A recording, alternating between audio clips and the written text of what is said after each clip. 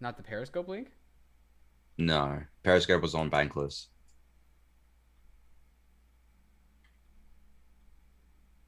Well, that's weird. Hang on, we're not yet live on the YouTube. Here we are. Okay, yeah, we're live. All right, I'm gonna delete a tweet, and yep, we are good to go. Hey, Anthony, what's up? Hey man, what's going on? Oh, Friday night, Friday evening for Yeah, me. Saturday morning. Saturday Yeah, morning. yeah, exactly. Good morning to you, sir. Yes, good evening to you, sir. What shall we talk What a about? crazy. I mean, I was gonna say what a crazy week, right? I think we had like some really hype news and some really sobering news, and of course, I think I'm talking about the Uniswap V3 details, which I think everyone has covered to death at this point, but also like the Optimism delay, Mm-hmm. unfortunately. So I guess we can riff on the V3 stuff for a little bit. Shall we Uh, on this live stream take our optimism eyes off on our Twitter profiles? it was funny because I was thinking to myself, like, how long am I going to be leaving these eyes on here? I'm like, sure, surely they're going live soon. And now I feel bad for taking it off because I don't want to Right. like be like, I took them off because I I don't don't support believe in it optimism anymore. anymore. Right. Yeah, yeah. Exactly. So I don't know. Maybe I'll just put like I was thinking of just putting the red and blue banner across my eyes. So it's like optimism and arbitrum. So Mm. like red versus blue. Because like, I think Arbitrum's going live like before Optimism now, Mm-hmm. so like rather soon. And that's their like I guess you could call it their main competition. So yeah, it's going to be. I mean, this is what I kind of like wrote about in my newsletter yesterday. Is more about the fact that it's not so much. I don't think it's like so disappointing that Optimism delayed a bit for good reason. I think they're just going to cede some ground now and Right. lose some market share to these other solutions that are going live before them. Maybe it doesn't matter too much because it's only 3 months the delay, and they've obviously got a bunch of projects lined up. Like Uniswap, obviously, I mean, it was an open secret, but they confirmed that they're going to be on Optimism Mm-hmm. when they detailed V3. And I think that's still going to go live in May. I still think Uniswap will be on L2 in May. So maybe this delay isn't really like a huge deal. I think the through line that I'm getting is like it's a delay for users, right? For people that want to use it, but it's not a delay for developers. And the through line I'm getting is that like when it does go live in July, it will be with a much more like robust ecosystem, like out of the box, ready to go. So like, if it had gone live in March or April, it would have been like, okay, cool, now you guys can come build, and maybe the users will come too. But now it's like, no, come build now. Like we'll get everything figured out so that when we go live to users, it'll be a goddamn cannonball of a splash. That's been my interpretation.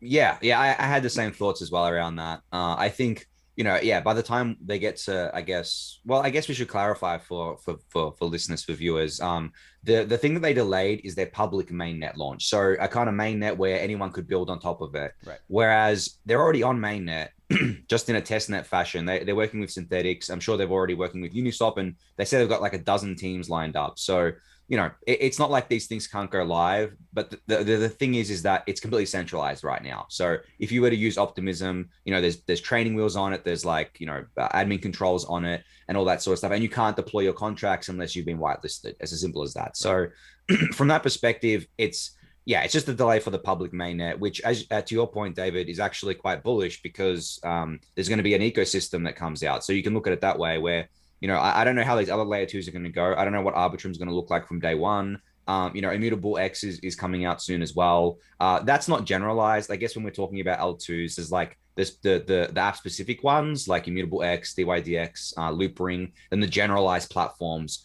like Optimism and Arbitrum, which are actually a lot more complex to get right because Right. when you generalize anything, you lose control a lot of the time, right? And that's a feature, right? Not a bug, but losing control and having to like but gets pray that nothing goes like too critically wrong is daunting, especially for teams that are building bleeding edge stuff. So this is like what happened with ETH two. We didn't launch proof of stake for so long, and we did so many test nets because we wanted to make sure we got it right the first time when we went to mainnet. And I'm sure that's what Optimism wants to do here. I have a question for you because I'm decently familiar with Optimism. I understand how that works, but I'm actually just very rusty on Arbitrum. Can you help me understand Arbitrum? Yeah. I mean, the reason why I say it's a quote unquote competitor is because they're both using optimistic rollups. Whereas, a lot of the other solutions like Starkware or that are building DYDX and Immutable X and Loopring and Diversify, they all use ZK rollups or some flavor of it. So but while looking into Arbitrum, I guess like the main thing that they promise is that they're going to be 100% EVM compatible. So you'll be able to essentially port your smart contracts from layer one Ethereum to Arbitrum's kind of layer two, and it would work out of the box just fine with lower fees, right? Much lower fees and faster transactions.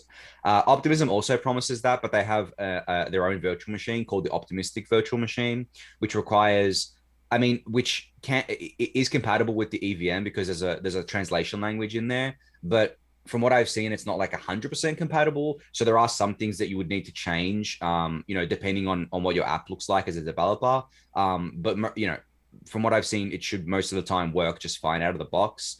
Now, I don't know like the technical details as to why Optimism did this rather than being full EVM compatible if Arbitrum can do it.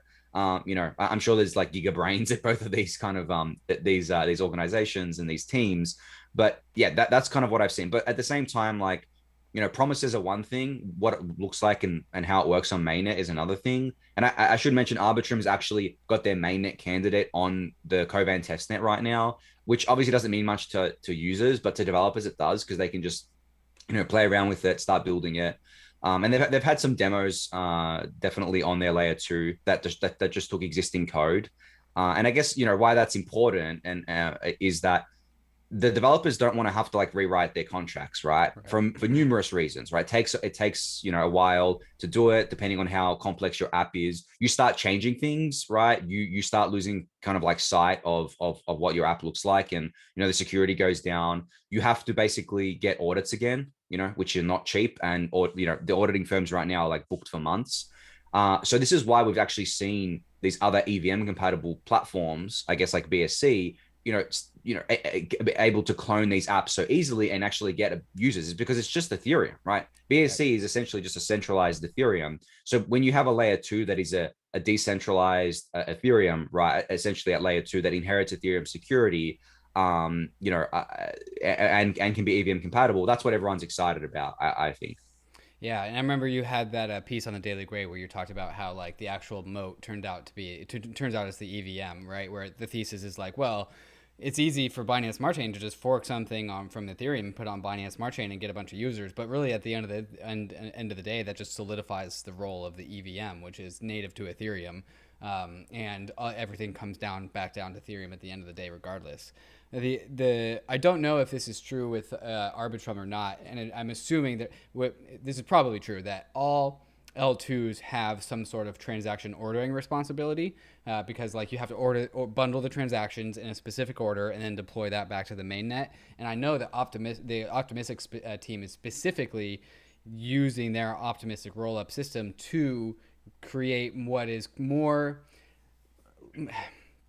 trying to solve this problem of minor extractable value using responsible transaction ordering, and then using the value of MEV, which they are capturing with L2, and the rights to order those transactions, which can be determined by Optimistic, the team. I think this is right. And because they are harnessing that energy, we can now use the MEV we can harness the value of MEV and direct it in certain places.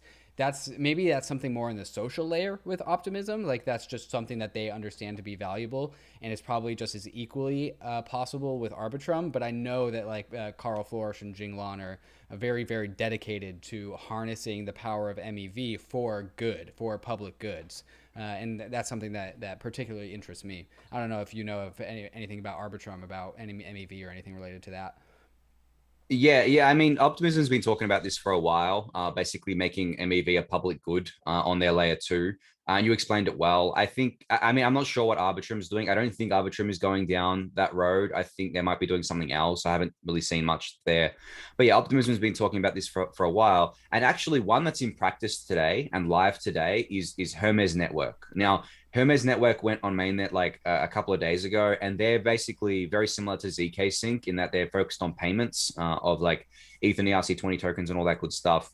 but they have something called proof of donation, which is essentially what you're talking about, where they'll basically, I guess, auction off the rights to be a, the technical details right now escape me, but they basically do what Optimism wants to do as well. But then the proceeds from that are actually donated to Ethereum public goods. So it's essentially, taking this MEV stuff, which a lot of the time can be parasitic to the network and parasitic to, the overall ecosystem, and essentially giving it back to public goods, which obviously, Gitcoin enables in a really big way. We just had the recent round finish and it was a record breaker, which is awesome. But if we can have those funds put towards like the matching funds, and even maybe even on a continuous basis, right? That'd be really cool. Like you just have like these mini kind of matching rounds that happen through this MEV that is extracted for the public good. Because right now, I mean, it's called miner extractable value, but most of the value I think is not being extracted by miners yet, even though they are the players that can get the most out of this. Right. But it's only going to get worse from here. And MEVs, I mean, if you're like a giga brain or in Ethereum, you're working on MEV. It is one of the hardest problems to solve right now, right? And it is something that we don't even know if it can be solved, right? We have some ideas and theories about it, right. But and if we can't solve it, right, let's just work around it. I mean, I remember on Justin Drake's podcast with you guys on Bankless, he basically said, if you can't solve it with cryptography, you can solve it with crypto economics, right? Which I think is what the approach to MEV is here with like the auctioning off and donating proceeds.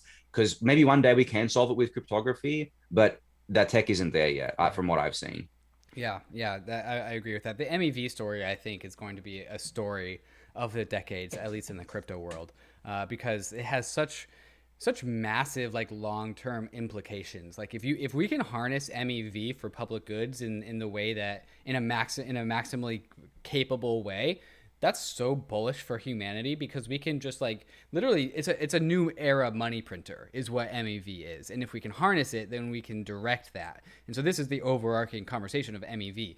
Are we able to, as humanity, capture MEV and direct it into things that humanity thinks is good? Like if we could harness MEV and forward that energy into like cancer research or climate change research, like that's peak humanity. That is peak Ethereum success. And then the worst case scenario is that like we can't harness it and it actually just goes into the profits of people controlling the network, which is going to be future stakers, I guess, current miners, future stakers. And then people just pocket that ETH and they're just profit maximalists, and that value doesn't get directed anywhere. So like there's actually a lot to lose here. And so you're totally right. Like the reason why what you call the giga brains are working on this, why they're motivated and working on this, is because like it could be like humanity's biggest sword ever. I'm in an older article I wrote on Bankless, I called is MEV is the sword that can slay Moloch, or transaction ordering is like the weapon that humanity,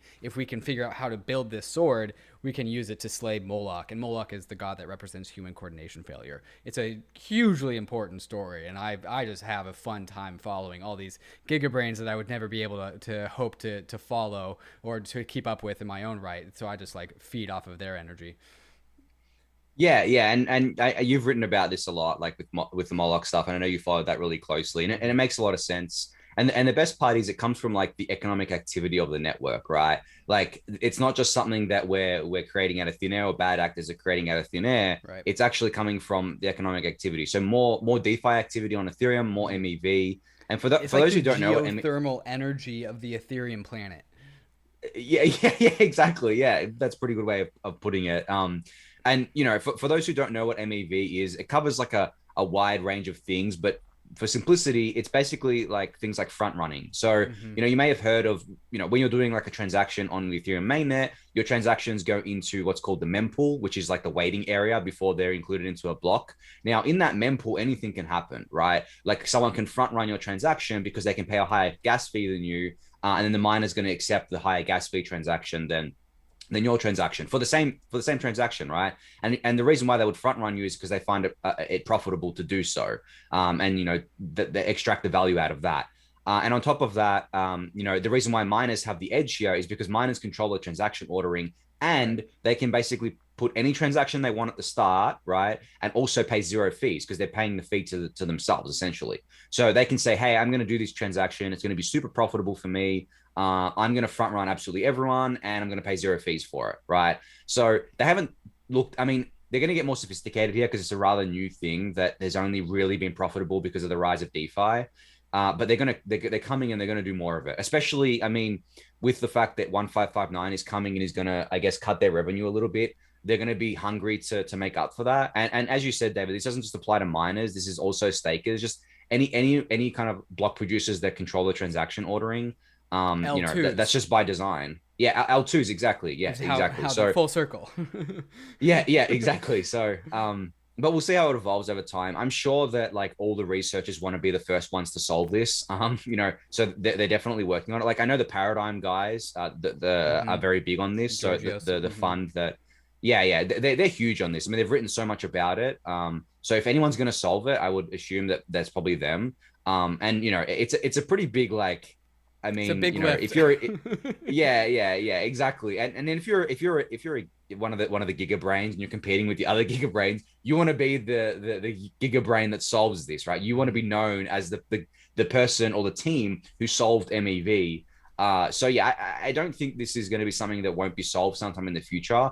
I just think that the timeline for it is completely unknown. And you know, even if we can do it in theory, in practice, it may be too computationally expensive. And this goes back to what Justin Drake was talking about, where we have theories of things that can work, but it takes like a very, very long time to compute it, and it just doesn't work in practice. Right. So eventually, when you know when computing power goes up and the cost goes down, and everything, and new ways are found to do different things, we can probably get to a point where we can make it workable. But I don't know if that's going to be anytime soon. Yep. Important story to follow. Let's turn to Uniswap. What are your thoughts about the Uniswap drop? Yeah, I mean, it's funny because underwhelmed, expected, whelmed. Yeah. Because like it had been built up so much, as like, you know, the hype behind it was insane.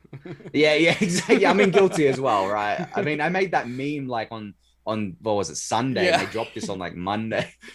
You know what I mean? You know, it was funny when I was making that meme, and the one I'm talking about for those who haven't seen is the Uniswap hype meme, the video. You probably saw it, but the reason the funny thing is like it was like midnight my time. Like this is a time sensitive meme. If I don't put this out, like Hayden's going to drop Uniswap V3 and it's going to ruin my meme. And then, I mean, I was up till like 2-3 a.m. doing this because, you know, I had to, it might look easy, but it takes forever to make those memes. But So in general, like with V3, I think the most exciting thing was the concentrated liquidity stuff that they brought out.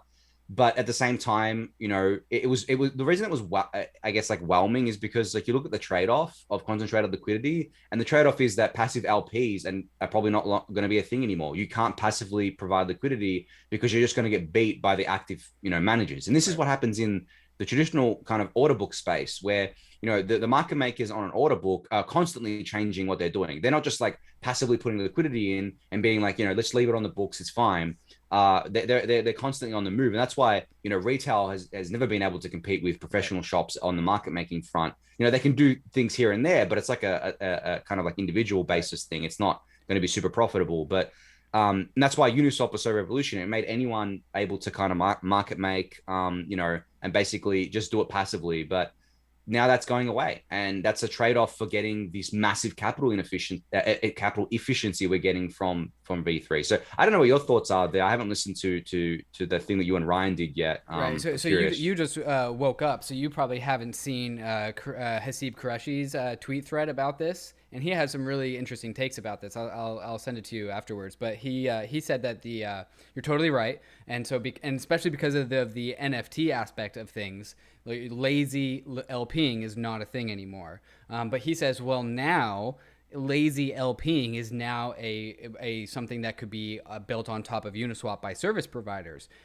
My mind goes to something like Yearn, where Yearn can provide a Uniswap ETH DAI LP vault with optimal market making strategies. And so all of that desire to be an LP can be turned into a vault or just some sort of product, right? And so you just want to submit your capital, and let Yearn do the rest. I think this has massive amounts of surface area for protocols to be built on top of Uniswap to provide that same sort of service and to be extremely competitive. And when I was talking about this with Ryan, he was like, "Well, what's the incentive for these protocols to open up their doors and allow other people to get access to their strategies?" And to me, the answer is simply performance fees, which makes sense to Yearn because Yearn needs that token to receive inflows to the YFI token. So that like Yearn being built on Uniswap, this product seems perfect for Yearn or any other yield aggregator system as well. Yeah. I mean, I definitely, and I'm glad you brought that up because that was definitely something that I thought of too. And I mean, there's some like it goes into these asset management kind of like platforms now. Obviously, I'm an advisor to Set here, so obviously that's something that we could build too. And then Sure. Yearn, and I mean, there's tons of other platforms out there now that are doing this. So, and I expect this to be a pretty big opportunity because so when you think about the concentrated liquidity stuff as well, because it's so capital efficient, and the example that they gave is that it's like 85% more capital efficient, which means that you can put in like 85% less liquidity for the same, Right. if not better, kind of Rewards. efficiency and fees and volume. So because of that, where's all this value going to go, right? If someone's LPing $1 million and then they take out like 85% of that, where's that going to go? And I think it's going to go into a lot of these other platforms on DeFi, like the money markets especially, Right. because you can use that as kind of collateral to even draw more kind of stuff here and kind of do more kind of things with this. So there's that aspect to it, which I think is going to be big, and that also flips the kind of like metrics on their head. Like we shouldn't be measuring things by TVL anymore, to be honest. Like total value locked becomes pretty meaningless when capital is very efficient.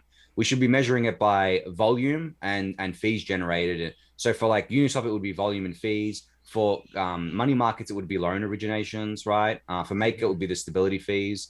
So if we start measuring that and measuring protocols based on that, which is something that a website called Token Terminal does, it becomes a much better kind of way to value these protocols, I think, because TVL, like you can have $1 billion of TVL, but if it's unproductive, if it's doing nothing, if there's no fees generated, if there's no volume on that, then really, I mean, in reality, your TVL is basically just there to farm your token. The only reason you have $1 billion TVL is because you're giving a token for it. And we've actually seen this play out to an extent with Uniswap versus SushiSwap, where SushiSwap almost has as much TVL as Uniswap does, but Uniswap is still dominating on the volumes, which means it's dominating on the fees. Right. And that's just not to say that SushiSwap is bad. They're building other products, but just looking at the raw TVL doesn't give you the full picture. Yeah, totally. And there are so many metrics like this that DeFi, we kind of don't have good metrics yet because we just don't really know what to pay attention to. On the weekly roll up that we did, me and Ryan highlighted this one metric that DeFi revenue crossed $1 billion, and so like that was $100 billion or $1 billion paid to fees for Uniswap LPs, SushiSwap LPs, like AAVE fees, Maker fees, just put like all fees, right? $1 billion. So congrats DeFi, but also, what does that mean for the tokens that govern over these fees? Because like Maker DAO fees are not the same like ratio as a result of volume or TVL as Uniswap volume or TVL, right? Like it's not 1-to-1, and so like that's not very specific. And then like you're totally right. There's the difference between the TVL versus fees for Uniswap and SushiSwap. Like DeFi honestly has like terribly inaccurate metrics because we just don't know what to look at. Everything changes so fast. Like Uniswap with this whole like concentrated liquidity thing just like invalidated so many old metrics and are now making so many new metrics that we need to pay attention to. This is just inevitably like the costs of an industry that moves so fast is like stuff becomes so stale so fast that we can't ever settle on an accurate metric. Yeah, and I think on the fee front as well, like even that you can't take as just like, oh, this protocol generated this many fees, because if you look at it, right, there's like the supply side of the fees. And so like, okay, I'll put this in maybe pure English here instead of like using fancy words. So essentially, the fees generated by Uniswap right now are all going to the LPs. So Uniswap, the protocol, right, is not actually generating any fees, right? It's all going to the liquidity providers. So the token does not capture any fees yet. I mean, sometime in the future it may, but right now the token is, I mean, the most like overvalued governance token. I mean, I don't know if I'd call it overvalued actually, but like, I mean, it's worth so much for I mean, and that's just like on For the a while. I guess like the option that the fees are going to be turned on, which people believe it will, but we don't know when. And then you look at something like Maker, where the protocol is actually making fees, Right. right? The stability fees are not paid to CDP owners or whatever, right, or Vault owners. Those stability fees are gone to like buy MKR and burn it, which puts deflationary pressure on MKR and all that good stuff. So that's another key point, is that you can't just look at fees as like, not all fees are created equal, so to speak. And, Mhm. even when Uniswap turns on fees for the token holders, it might only be like Be low. 0.05%. So, still, the majority of the fees is going to be going to the LPs, and it won't be going to the protocol itself and then the token holders. So that's another thing. And I totally agree with you that, this space changes so fast. There's so many different designs out there for like how tokens capture value, and how different protocols capture fees and where those fees are directed to. So it's messy. And if you just take like the TVL as like the thing that matters, you might buy something based on TVL. You might, oh, this app has like so much TVL, I'm going to buy their token. Right. But in reality, I mean, it's the TVL is dead TVL. It's not doing anything. It's fleeting. So that's might not be the best way to kind of invest in things. But at the same time, because it's a bull market, it's kind of hard to tell, because everything's going up, right? Like a rising tide lifts all boats. And and I think that's hard for investors. But if you're looking at a fundamental investment into things, I would go to Token Terminal, the website. They can just Google it and kind of check it out. They've got a lot of great metrics on there. But I would also take into account that not all fees are created equal, and you really need to study it on a more deeper level, and also make some assumptions. Like, everyone's assuming that Uniswap's going to turn fee capture on. What if it doesn't? I mean, there's a world where it never does. Right. Like, what does that mean for the Uni token? Is it still going to be worth like $30 billion or whatever? Is governance alone worth $30 billion? That's a really good question. And like, one of the things we forget is that, like, I think about on a very very frequent basis, and I wish this was a broader conversation in the crypto space, is that, like, if what happens if like all these tokens that govern over fees choose to never actually turn on the fee capture mechanism, and it's exactly what you said, it's governance only. And then it just turns into what we have in the traditional stock market with like Apple and Netflix and like all these other extremely highly valued tech companies. Like, what does the owning one of those shares actually do? Like, that's just a governance token, and like, people don't even govern with those things, like, and they don't get any fees. So like, they're only buying shares of Apple so they could sell them at a higher price at a later date. Like, that's not revolutionary. And so I think we were talking about this last week, where if like all these DeFi tokens all like just shape up to be just like non-value accrual tokens, and they're only governance tokens, and they're just valued on the meme of the governance, that's kind of a bummer. And that's actually something that Alpha Finance did this week, was they actually turned on fees on their protocol, and Alpha is actually paying out fees to Alpha holders, interestingly denominated in Alpha tokens. But like, that makes me happy, because I'm like, that is a way to evaluate the Alpha token actually based on the fees that the Alpha protocol generates. Like, you as an Alpha token holder gets more money because of the fees, right? And there's also the trade-off, like, MakerDAO charges fees and it burns its token, and so in theory it's paying its holders that way.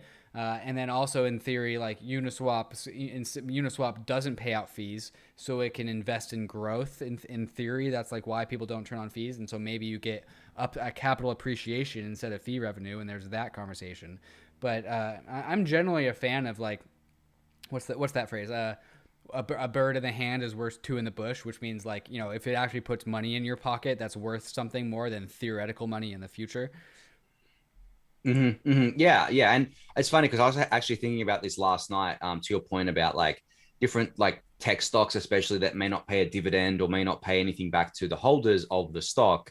And it's like, it could be called a pure governance stock, but like, retail is never going to buy up enough Apple to be able to govern Apple, right? It's just like, I mean, it doesn't work like that. There's a board and everything, as an example. But do we get to a point within like crypto where, or in DeFi, and I think we're already at that point, where people are just buying things as like, okay, Uniswap's massive, right? I like Uniswap. I want a piece of Uniswap. I know that buying this token isn't technically a piece of Uniswap because I can't really do anything with it. Yes, governance is there, but my vote's not going to count for anything. But I still want to ride this train, right? So it's basically like it's just a way to get exposure to the success of something, even if it doesn't equal fundamental kind of value accrual to the token, right? Which speculation can keep markets going for forever, right? Like speculation fuels most of the things out there. For example, like Bitcoin doesn't produce any revenue itself, right, for its holders. Like I know maybe that's going to trigger people because they talk about intrinsic value, right? But Bitcoin doesn't produce any value for its holders. It actually dilutes them, the network, because of the mining, and because of the block reward. But Bitcoin is $1 trillion asset. So, when you look at stuff like that, you can see that people are happy holding and speculating and buying things that may not give them any cash flows, but it's a proxy to the success of the network. So as the Bitcoin network grows, as adoption grows, your proxy to its success is holding BTC. Same with ETH. I mean, ETH doesn't give its holders anything yet. 1559 will, but ETH is still worth $200 billion.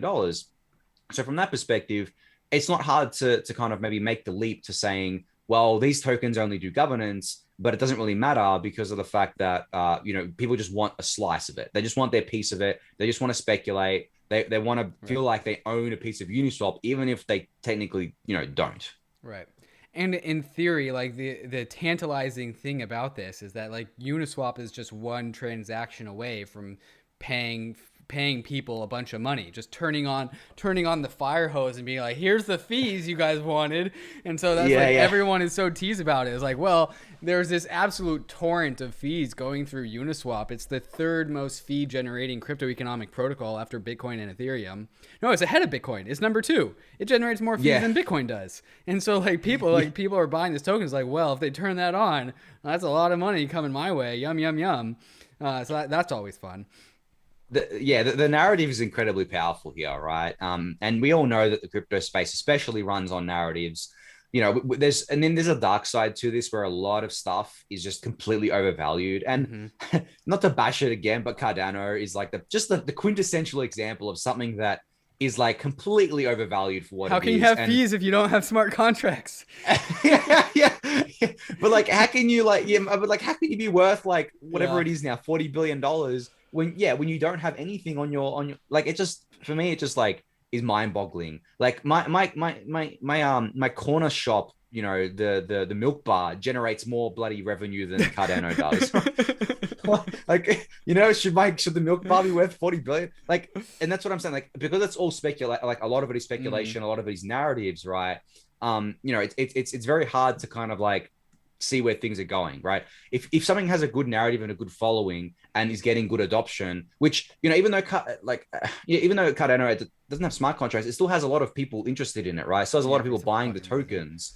It's so many, right? And then that plays out for everything. Because if you see, the more token holders there are, the more people that are holding a token, the higher value it is. Because at the end of the day, like when you're holding a token, you're taking it out of supply and there's less available on the market and all that stuff. So you typically see that the ones that are valued the least are the ones that have like a small group of holders. So say you've only got a token with like a 500 holders. That's actually really bullish, because if the project is actually going to do well and does well over time, more people buy the token, and then you are in at 500. So it kind of scales up from there. And yes, you have boom and bust, but over time, if you overlay token holders to like a price of a token or a coin, you can kind of map that growth out. And I know Raul's big on this, and like it goes back to the Metcalfe's law thing, but I think it holds true. And, he's applied it to other things like XRP. And as much as we hate to apply it to XRP, because we all know that XRP is what it is, it still counts because of the fact that it doesn't matter what XRP is, or doesn't matter what Ripple is. The fact that people are buying it and holding it is taking it out of supply, right? Taking it out of circulation.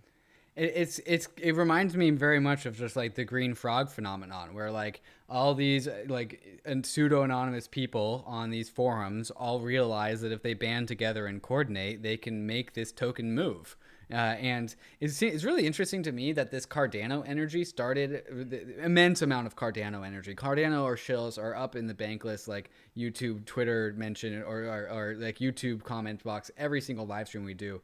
And like, it all started right after the XRP security fraud thing, right?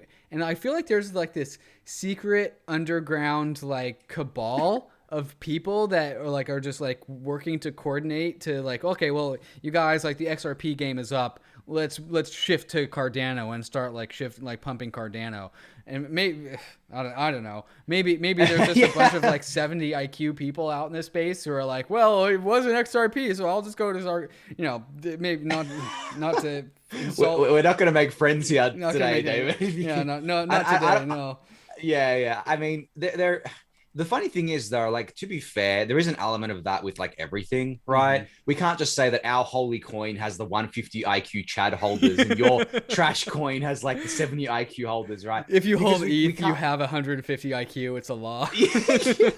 Yeah. So I don't think we could say that, but I do think there's an element of like, some new people are attracted to things more than others, right? For various different reasons, for various different narratives. And I really do think it's that, because I'm not gonna stay here and say that, I was like the perfect, super intellectual when I was new to crypto, right? Where, I first got into crypto in 2013 with Bitcoin. Right. And then back EOS. then, man, I was sorry. I bought EOS. Yeah, well, exactly. So like, I mean, I bought all manner of crap, man. Like in 2013, I was pumped and dumped on like many times. I was just like so noob. I fell for everything. And even in 2017, like when I got back into crypto with Ethereum, there were some projects that had like very promising, or at least at the time I thought were promising prospects that I bought into. One of them was Aeon. For anyone who remembers Aeon, that was, I mean, I don't think it's a scam or anything, but it was just like an ill thought out project, right? Right. And maybe it was like it was too early because it was trying to do like interoperability and things like that, which hasn't become a thing until now, at least. But you kind of like just have to learn from that. You learn over time. Like bear markets are very good for teaching you these lessons. And people who might think that we're toxic for kind of like saying this stuff, come back to us in 2 or 3 years and see how you feel then. Still right? be here. Are you gonna still? Yeah, exactly. Are you still gonna be like happy if one of your favorite coins falls 99% and then it doesn't recover because the project turned out to be crap, right? We all learned that lesson the hard way, and I'm sure a lot of people are going to learn that as well. So I think when people call us toxic or whatever for calling out this stuff, I guess just wait and see how it kind of shakes out here. And that's not to say that a lot of DeFi projects won't also kind of like go down 99% if we go into like a prolonged bear market. That's going to happen too. But I think at least when you look at DeFi, you can do some kind of fundamental analysis on it, right? And find a flaw, being like, okay, well, if it's generating this many fees and, the token price is this, and do a price to sales ratio. And okay, well, this is the floor, and anything below this is like a bargain, bargain price. So yeah, it's always funny in bull market seeing the new people coming in and relearning the lessons that we've already all learned.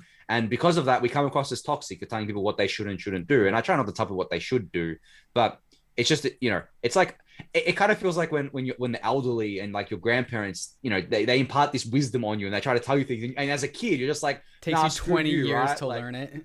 Yeah, exactly. It's like, no, I know better than you. Like I'm 10 years old. I know better than you. It's the same with your parents, but not to say that we're trying to be like, parents to people in crypto, but I think a little bit just paying attention to people that and learning and well, I mean, I probably won't go that far. I'll try not to like, I guess like be a lecturer, but at the end of the day, I mean, we both put out like tons of educational content and it's up to people to like just learn and listen to it. And we have our own biases, obviously, like, I wouldn't call us ETH maxis, but obviously we're very deep in the Ethereum rabbit hole and probably not going to ever come out of it.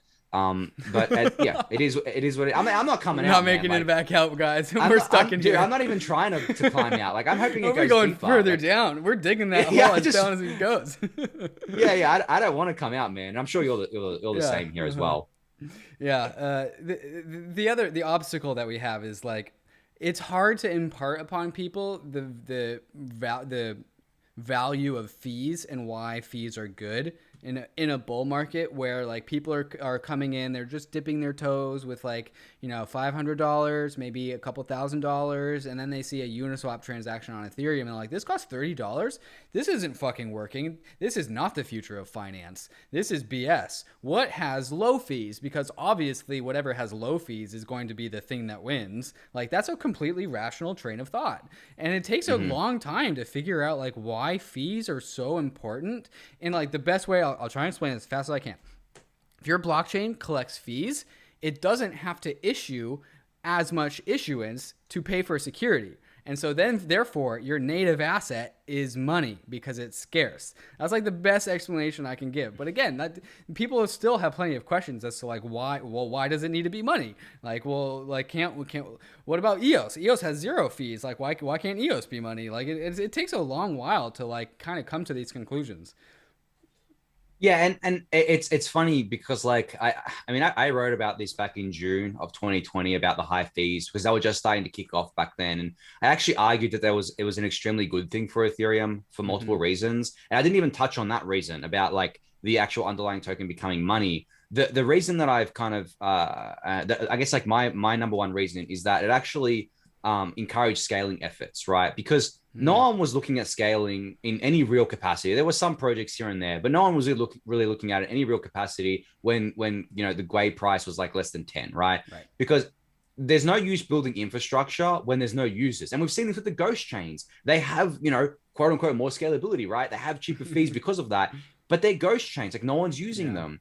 And you know, as you get more usage, of course, the fees are going to go up, right? There's no such thing as like unlimited scalability, right? There's definitely a limit. And then you have like trade-offs with decentralization and all that stuff. But essentially, users first, right? Then comes the infrastructure. It's the same in real life. Like no one builds like a 10-lane wide highway, right? If there's no city, right? If there's no cars, if there's no traffic.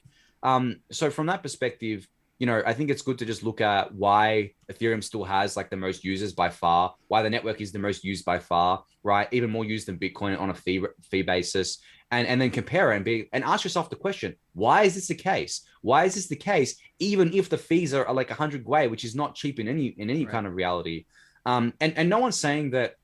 You know, we think it's a good thing that the fees are high for the long term. We think it's a good thing that people are priced out of the network. We think it's good that only us like you know holy people can use this, right? And you kind of like peasants can't use it. We're not saying that, right? We're not saying that at all. Like I don't like paying the fees either. Like it's super kind of. I don't like it hurts, man. That's bad. Yeah, exactly. Like that's it. And I think like from that perspective, you know, the only reason I would argue that high fees are good is because it encourages scaling as like the number one reason. I mean, there's other reasons, but that's number one. And because of that, we now have like all of these scaling solutions going live or already live. And I know that we're not there yet. We're not like to where we want to be, where we have like all the top apps on layer 2, like Uniswap and things like that, and everyone experiences that. But that was never going to happen if there wasn't high fees. And because the reason why Ethereum has high fees is because it's decentralized. At the end of the day, it's very decentralized, and we can raise the, you know, I guess to use a term that Bitcoin is used, increase the block size limit on Ethereum right now, which is the gas limit. We could do that right now, but the trade off of that is that we make it we give up some decentralization. If we double the block gas limit, right, we essentially double the state size. We make it harder for people to run nodes. This is the same argument, and you know, I disagree with Bitcoiners on a lot of things, but they've got this right. They've got this exactly right. Yep. I mean, we could just like turn the gas limit all the way up and then just have it run on Vitalik's computer, and then we would have infinite scale. Like, let's just do that. Like, why don't this we is just what do EOS that? did, right? EOS was the first one to do this, and a lot of other projects do this now too. They basically just like scaled up to 21 super nodes, right? Where just 21 kind of like nodes, and they're not people, because some of the people ran multiple nodes here, and some of the groups ran multiple nodes. But yeah, they scaled it up to that, and that was what gave them like this kind of scalability. But they ran into other issues with this, right? Like catalyzation, where people got together and were like, well, you know, we can make money, you know, banding together here, and like we can make more money just voting each other in, because it was like an on-chain voting system. And I think a lot of the other platforms have done this too, where they've basically made it impossible for end users like us to run full nodes and verify the network's authenticity and if the network's actually doing what it says it's doing, and given all the power to these kind of like people that have lots of money that can run these super nodes. And even beyond that, there's not just money, it's also the social aspect to it, because you have to be voted in to be a block producer in these things. So even if you have the money, you know, what you have to do is you either have to bribe someone to vote you in, or do something in the community that gets enough of the block producers to say, or enough of the token holders to say, hey, you know, you can be a block producer. So that's not what we want for Ethereum. And that's Ethereum's proof of stake is completely different to that. But that comes at the trade-off of scalability. Right. Yep. And I was talking about this with Ryan's. Like, if you don't have DeFi Pulse put out this question, like the Twitter questionnaire, where they said, like, if you could only have one of the three of the scalability trilemmas, like, which one would you have? And for those that don't know, the scalability trilemma is the blockchain scalability trilemma is like you get to pick two of three things: decentralization, security, or scale. And you can only really pick two of those things at the base layer. And so the question was, if you could only have one of those things, what would it be? And 50% of the people picked decentralization, and then the other two were trade-offs between either security or scale. Which, like, I'm glad decentralization won, but like, if only 50% of the people understand that this entire revolution is based off of decentralization, then like there needs to be some more education, right? Because if we don't have decentralization, we don't have anything. Like, we'll just do Ethereum on AWS. Like, that's just what we'll do. And then it'll get shut down as soon as well, it already would have gotten shut down at that point because of all the how DeFi is inherently a gray area for legal stuff. Decentralization is the underpinning of all of this. There's nothing left after that. Yeah, and I think that on the education front, definitely need more there. I mean, need to reach more people there. But, it's funny because people always kind of come to me with these questions. They're like, okay, well, is Ethereum going to be scalable? I'm like, yes, it's just taking a different road to these other chains because it's scaling at layer 2 predominantly rather than layer 1, even though we have layer 1 scaling coming with sharding, but it's a bit different, right? But then I kind of say to them, it's like, you're given two choices here. Would you rather have a super scalable kind of like blockchain, in quotes, but it's pretty much centralized, right? It's controlled by a small group of people, but like it's scalable and you can do all your fun, stuff and it's super cheap and whatever. And that's all good and well. And it works for quite a while. And then eventually it's like the turkey that thinks it's fine for 1,000 days and then eventually gets its head chopped off, right? It works until it doesn't, because like if you don't have something that is anti-fragile, that can resist nation states, right, can resist special interest groups, then you do not have a decentralized system. Right. So most of these systems right now are not in that camp. Now, the second choice, if you can have something that is extremely decentralized, extremely secure, but also scalable in a different way, right? So this is Ethereum, where we're going to have the decentralized and secure base layer, which is going to be very resistant to attack, especially from nation states. And then we're going to have scalability on layer 2, right? But it's going to take us a bit longer to get there. Which solution do you want? Right. Now, when I explain it like that to most people, they say, well, I mean, maybe I'll just use the choice 1 in the short term, but I don't want to use it as a long-term solution. Like, I believe that this long-term solution, if it works as advertised, which, I think it will, this is the better long-term solution, which it is. That's why we always say these kind of other chains are flashes in the pan. They're stopgaps. They are not something that we believe is going to work in the long run for multiple reasons. So, and there's no coincidence as to why they always show up during bull markets. Yeah, exactly. Yeah, exactly. So, on that point, like if we can build something, as decentralized and as secure as Ethereum and scale it at the same time, via layer 2 and still via layer 1 with sharding too, just in a different way, then why shouldn't we build that, right? Why should we give up? Why should we give up on that dream of building this system? And that speaks to the very core of why I will probably never change my mind on Ethereum unless Ethereum becomes that. I will never switch over from Ethereum. And if that makes me an ETH maximalist, then whatever, I don't care. But that's the vision I want to see for the future, and that's the vision I think you want to see for the future as well. Yeah, so Ethereum has generated some sort of like gravitational pull to suck in all of the bright minds that understand this. And so like while there's no reason why there couldn't be another blockchain ecosystem that upholds these values, all those people that do uphold those values are building on Ethereum, right? And so this is something in our first Justin Drake podcast that we did. He kind of said like Ethereum has a monopoly on crypto economic researchers and all the cryptographers. Like all of the cryptographic playground is Ethereum, and this entire industry is cryptography. It's cryptography first, and like you said earlier in the show, if it can't be cryptography, then it's crypto economics. But it's cryptography first. And if we can do it with cryptography, we should. And all the cryptographers play on Ethereum, and they try and uphold those values because they understand those values to be valid. And so like, I'll call me an ETH maxi, I guess, but like all the people that have my same values are building on Ethereum. Mm-hmm. Yeah, and it's funny because the maximalism stuff is also got to do with tribalism, right? Mm-hmm. Where tribalism, I mean, has existed since humans existed. But if you look at modern kind of tribalism, I guess you could call it, where there is nationalism, right? Where people are like, well, my country's better than this country because of X, Y, and Z. That's a much more complex issue, I think, than a blockchain, to be honest. So I'm not going to delve into that, right? I'm not going to delve into the politics and stuff like that. But if you just look at what happens in real life, it's not hard to understand why people have their kind of like camps and have their tribes, right? Like we are by very nature tribalistic people, and to break through that has been incredibly hard, right? We've fought wars over this. Like, come on, guys. Like, it's not hard to understand why people are tribal. And then the grand irony of this as well is that it's hilarious when I see people that are maximalist of other chains calling me an ETH maximalist, because they're like, well, it's just the grand irony of it, because like people of these other chains are like, well, my chain's going to be better than ETH, it's going to kill ETH. It's like, okay, well then why aren't you just like a X chain maximalist, right? Like, why am I an ETH maxi for not embracing your chain, but you're not a this chain maximalist for not embracing Ethereum? So from that point of view, it's just hilarious that the irony there. And I don't know if people can actually see that, where it's just like you have fallen into the same thing that you're accusing me of doing. And this happens with nation states and stuff as well, where people are like, well, you're a, like, this country maximalist. They don't say maximalist, but like you're a nationalist for this country. And then other people say, well, you're a nationalist for this country. And it's like, okay, well, you're both nationalists for your own countries. Like, that doesn't solve anything right now. Everyone gets to be a nationalist.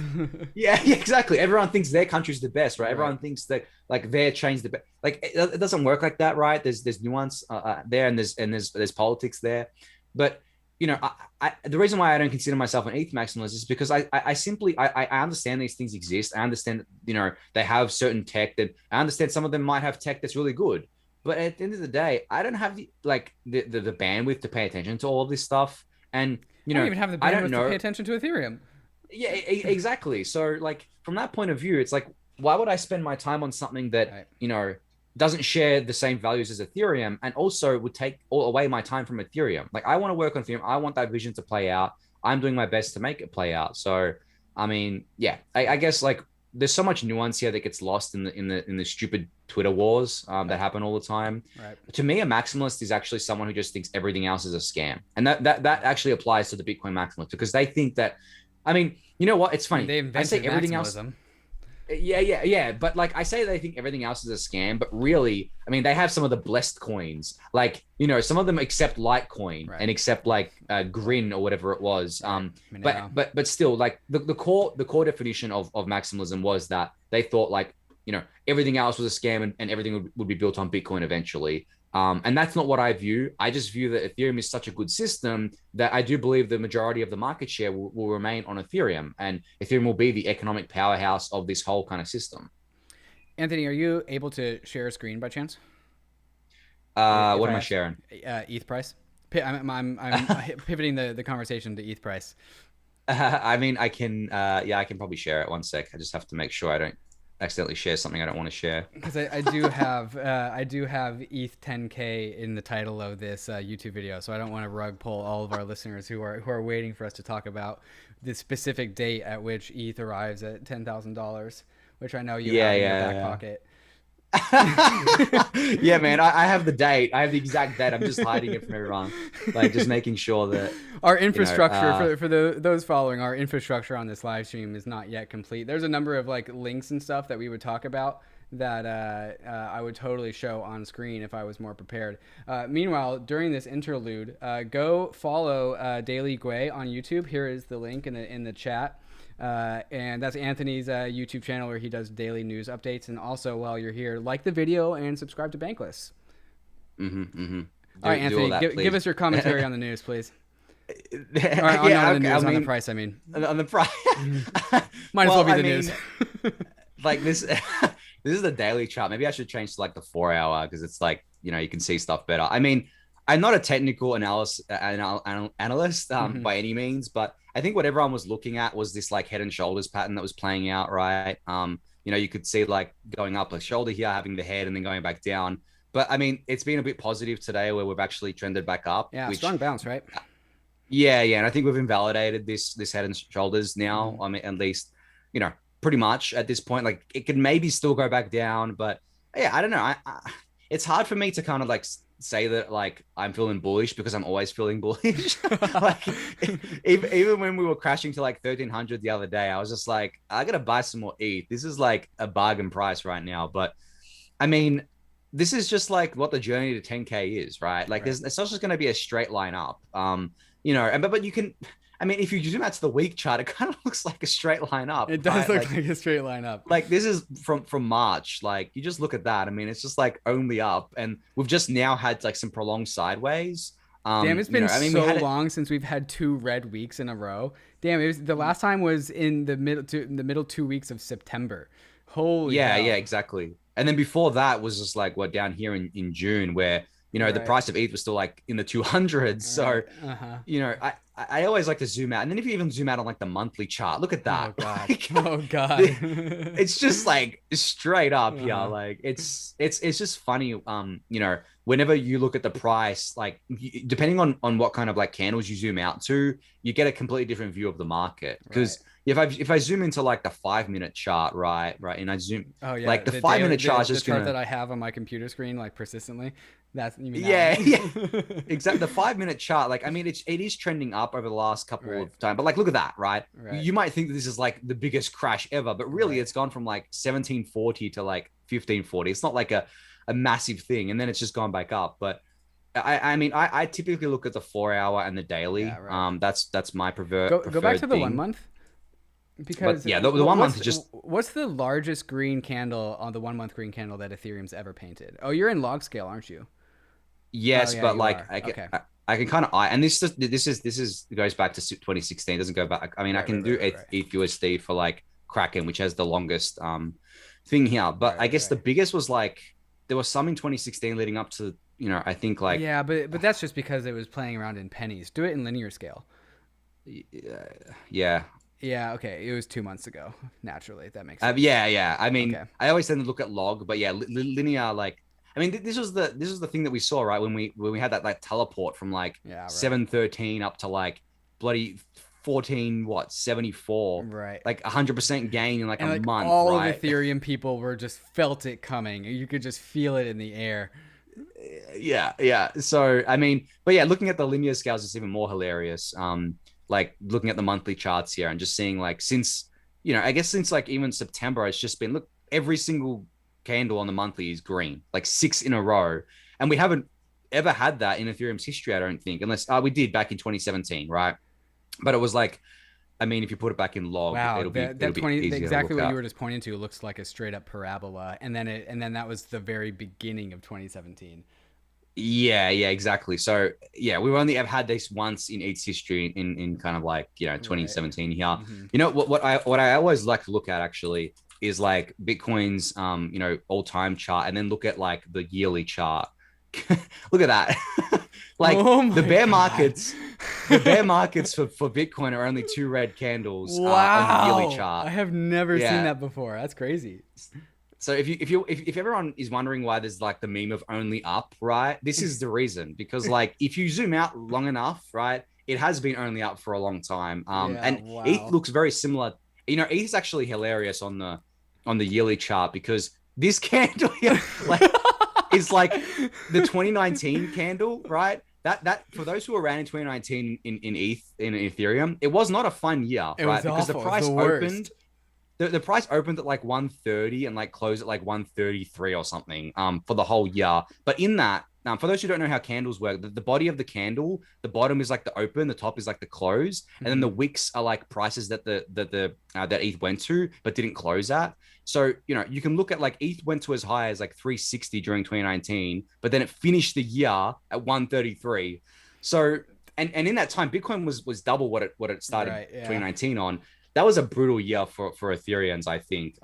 Totally. Like not fun, but like the Bitcoin chart you were just looking at, we were just saying it only had 2 red 1-year candles, and Ethereum has 2 red 1-year candles. And so just imagine just being in the Ethereum community during that period of time. Like the whole entire community just contracted down to just like the most core believers, and that was just all of us just like sitting around the bear market campfire just waiting for the life to come back.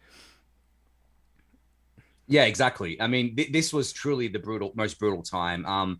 DeFi was like super niche. I mean, I joined SET in like mid 2019, and that was like a big risk at the time because DeFi was not a sure thing. It was very, very niche. But then we had an absolutely amazing 2020 after that, right? Right.